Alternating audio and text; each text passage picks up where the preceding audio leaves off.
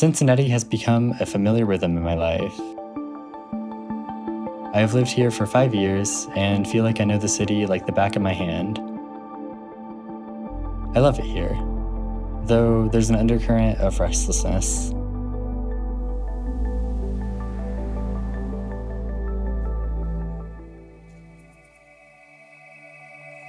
Freshly out of high school, I moved to Cincinnati, which is about an hour away from my hometown, so it was comforting to know that my family was still nearby.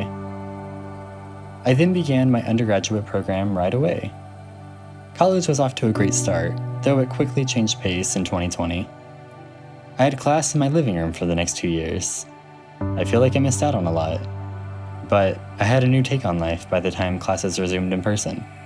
My senior year brought me more opportunities, and I ran with them.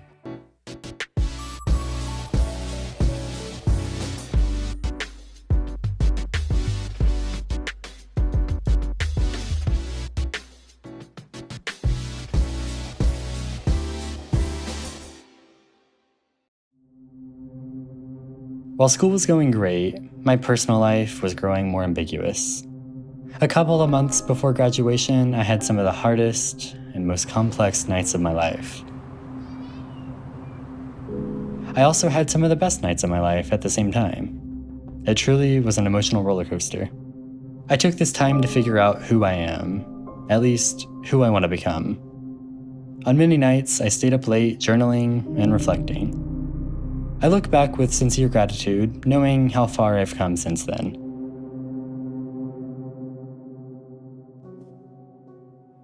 I learned to live alone. Just me and my cat, Lufkin. I began to focus on myself and allow room to heal.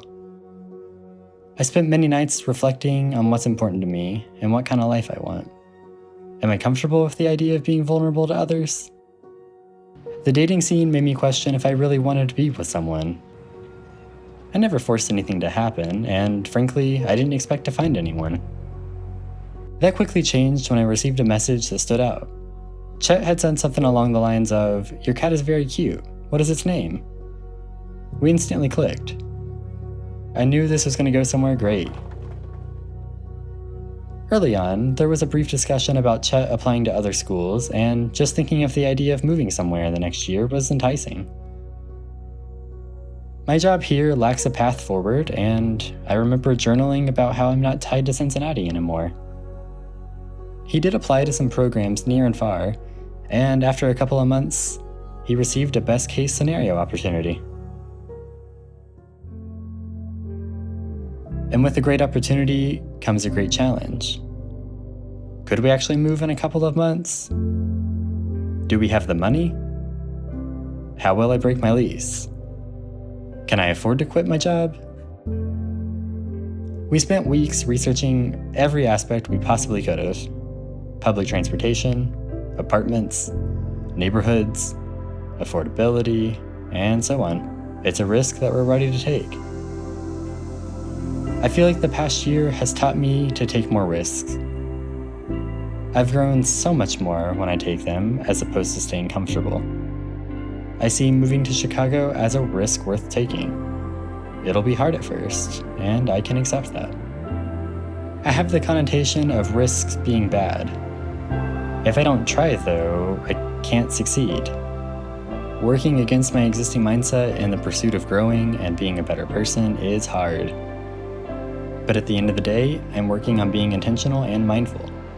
I'm optimistic to see what new opportunities open up in the Windy City. I know we're ready for this.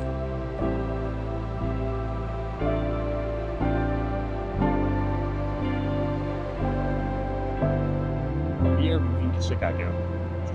These final few weeks in Cincinnati have been bittersweet and reflective.